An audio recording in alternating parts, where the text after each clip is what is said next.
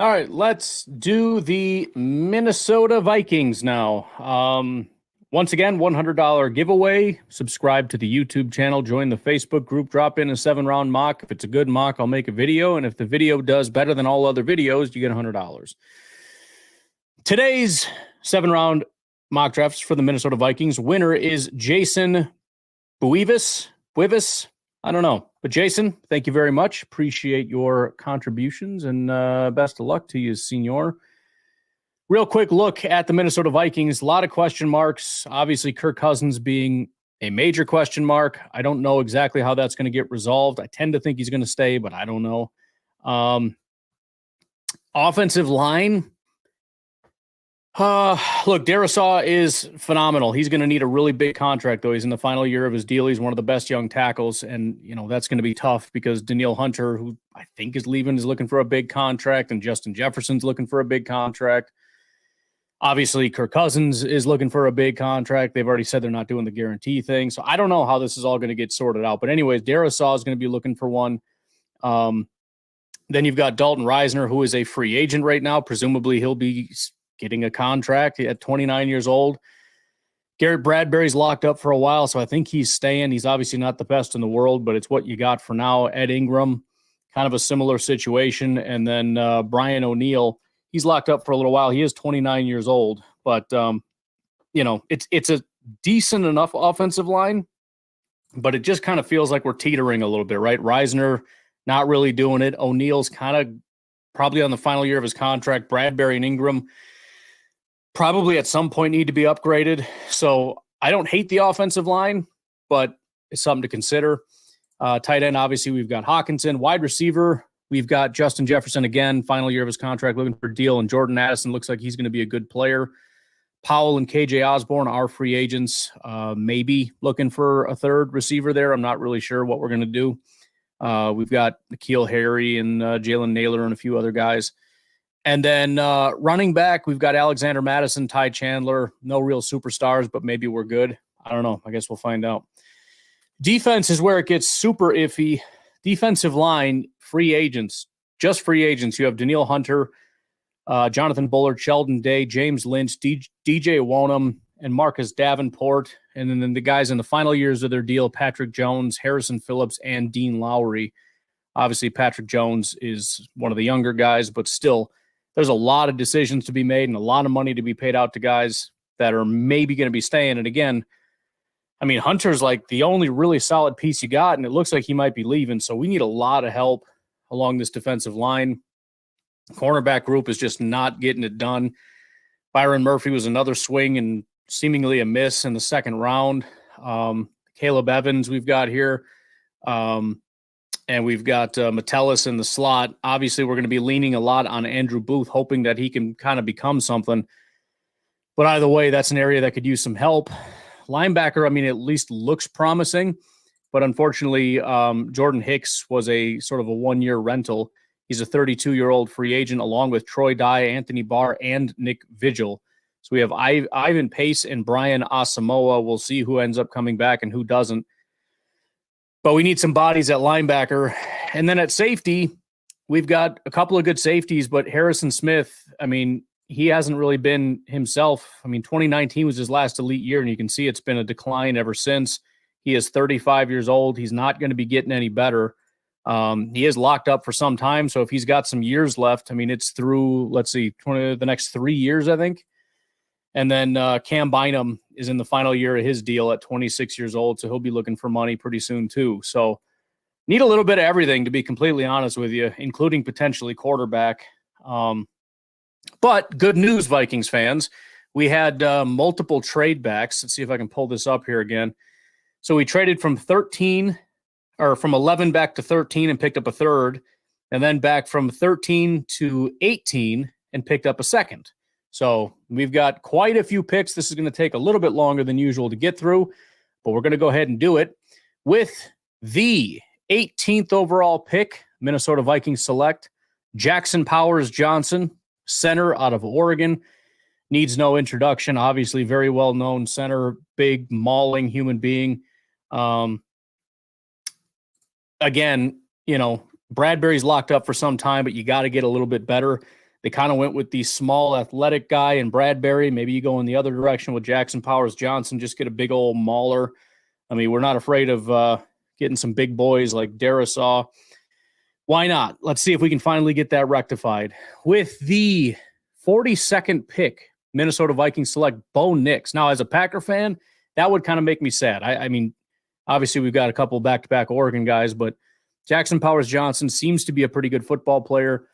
Bo Nix, though, I like Bo Nix. I really do, and especially if you're talking second round. I don't know if he makes it to 42 or not, but he's one of the guys that I'm a little bit more of a fan of than maybe some other people are. So that one would kind of make me wince a little bit. But in my opinion, pretty good pick up there and potentially able to grab sort of your Jalen Hurts, right? While all the other quarterbacks are gone, you're able to snag one in the second and still have success. With the 49th pick, the Minnesota Vikings select Braden Fisk, defensive tackle out of Florida State. As you can see, he does a little bit of everything, basically 70 run defense, 73 tackling. He's got a better than 10% pressure rate and 6 sacks. And again, we just need a lot of help, man. We just need bodies in here. We need guys that can play, et cetera, et cetera. At pick 77, we've got Christian Haynes, offensive guard out of Connecticut. He's only ever played right guard, but he's played a lot of right guard, over 3,000 snaps there. Last 2 years, he really broke out in run blocking and pass blocking. And again, not a big surprise because I know for a fact the little bit that I do know about Vikings fans, not huge fans of Evan Ingram. So that'll be a welcome relief, hopefully.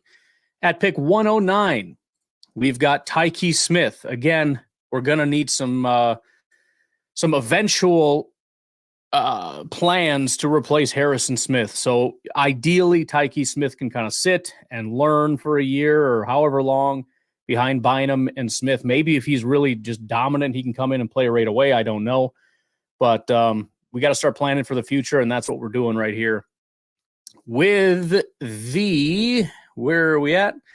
With the 130th pick, the Minnesota Vikings select Audric Estime, running back out of Notre Dame. I mentioned before, we got a lot of bodies there. I just don't think we have, those elite guys, right? We got Madison, which is a cool, change of pace guy or whatever. It'd be nice to get that true number one running back. So we're going to try that with Audric Estime, 20 years old, obviously grades out phenomenally, has been really good for, 2-ish years there at Notre Dame.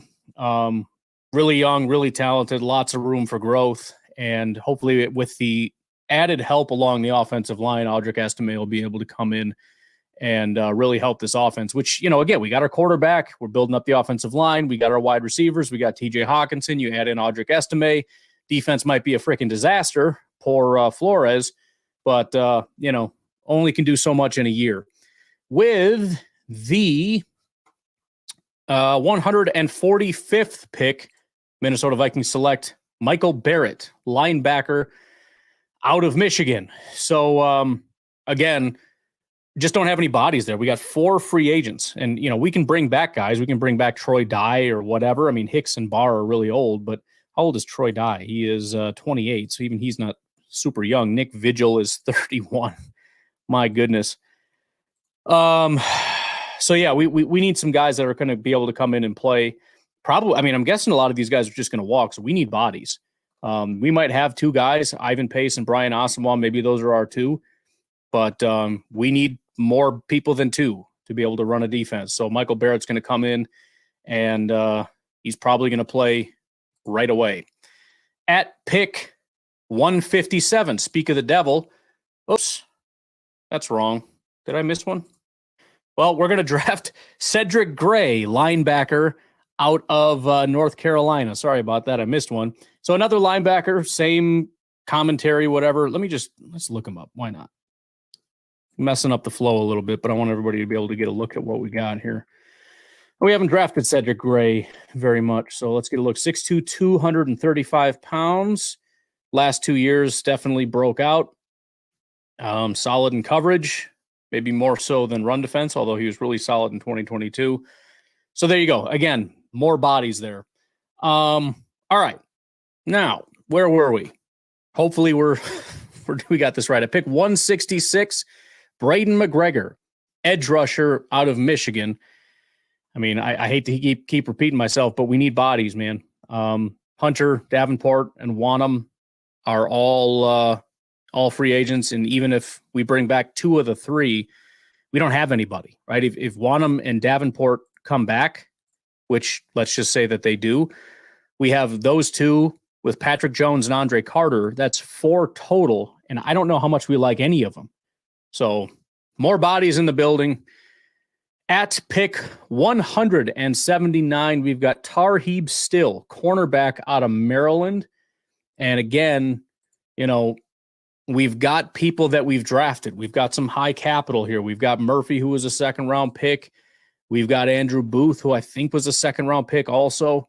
We're hoping to get something out of it, but we're just not right now. So Tarheeb's going to come in, and who knows? He'll compete and might actually have a shot, which is sad to say. And then finally, at pick 227, Layden Robinson, offensive guard out of Texas A&M. Not screwing around with this offensive line. We're going to get it right. Not only do we need help, but again, Reisner, Reed, and Blake Brandell, although he's an RFA, so he's probably not going anywhere, but he's not good at football, so who cares? We're losing several bodies, so we need some replacements there. But both guys that we drafted, I believe, are right guards, which is what we're looking for. So, again, you can't solve all your problems in the draft necessarily, even if all of them are hits. We still got some areas that need some help, but I think we touched on some of the major issues. Quarterback, offensive line, we got a running back, did a bunch along the defensive line, and we took a couple stabs at linebacker, at least with some bodies, safety, and corner. So kind of touched all the bases. Let me know what you think about this here Minnesota Vikings mock draft.